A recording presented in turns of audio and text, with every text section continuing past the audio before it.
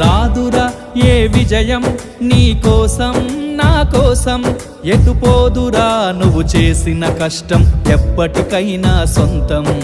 కాలంతో పయనించేవాడికి కానిది ఏముంది, సాధనతోనే సాధ్యమవ్వునని సదాశయంతో సాగర ముందుకు. రాదురా ఏ విజయం నీ కోసం నా కోసం, ఎటుపోదురా నువ్వు చేసిన కష్టం ఎప్పటికైనా సొంతం.